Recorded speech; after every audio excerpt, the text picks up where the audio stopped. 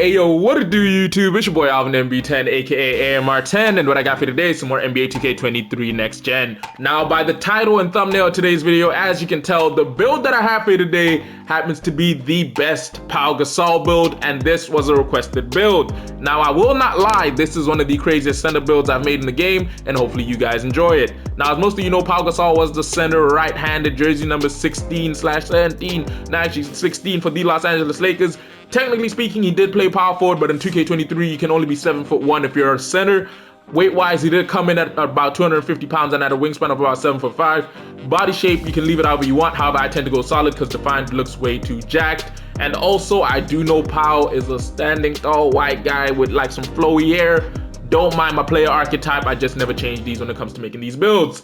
Now, before we get to the skill breakdown for this build, I do gotta say a special shout out to all of you for all the support you've been showing on the channel. It is highly appreciated, and we've passed our goal of 1,700 subscribers and are currently racing to 1,750. So, if you like today's video and enjoying to see more content like this, do me a favor, go ahead and hit that like button. If you're new to the channel and you haven't done so yet, don't forget to hit that subscribe button as well as turning post notifications on.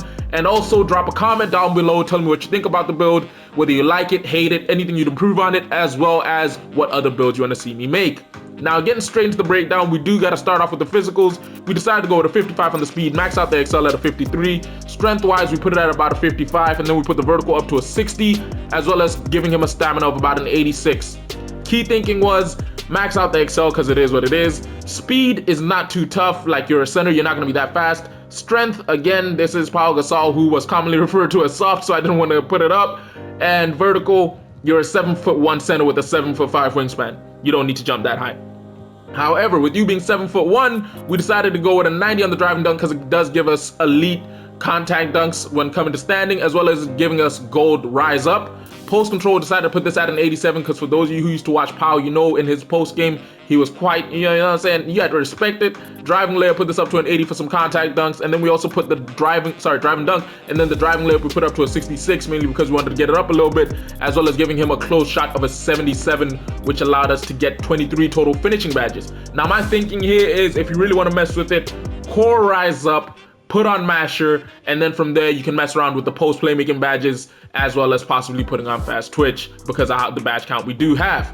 Now, shooting wise, most of you who watched Pau know one thing. In the mid-range, he was able to knock down jump shots, so we went with an 86 on the mid. Originally, we'd gone with a 72 on the 3-ball because it allowed us to get silver catch and shoot, but we moved it all the way up to a 74 just because it allows us to also get bronze limitless range, as well as 20 total badge points. And Pau Gasol was able to spread the floor with his shooting, and later on, you know, he did develop a bit of a 3-point jump shot.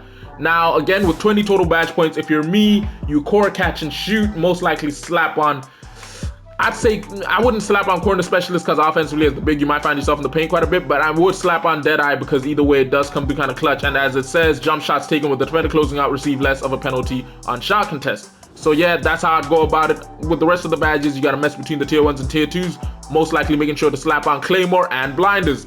Now, playmaking wise, decided to go with a ball handle of a 54 because we already have silver quick first step from how high our post control is. And then when it came to the pass accuracy, decided to put this up at about a 78, just because Pau Gasol is a Spanish pro ball player, meaning, as you can guess, his ability to move the ball around is impeccable because European ball plays around the emphasis of team play over the solo ISO play you see in American basketball. Now, of course, we do finish with 12 playmaking badges.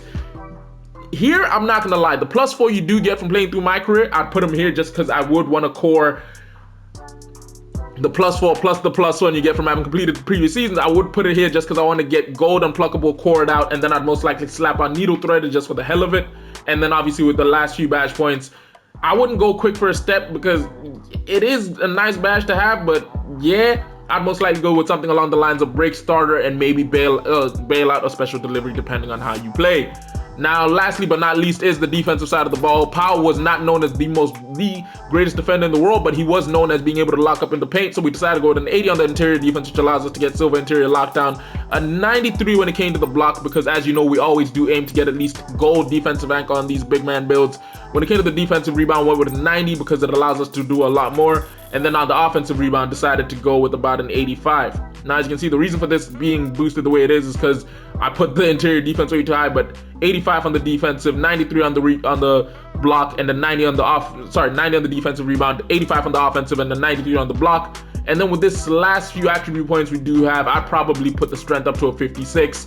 Now, with the 25 defensive badge points, again, if you're me, core anchor, slap on pogo sticks, and rebound chaser, and then from there box out beast and maybe post lockdown as well as workhorse, because those are the badges as a big you will really need, especially with guarding the rim and having to chase down long rebounds as well as blocks.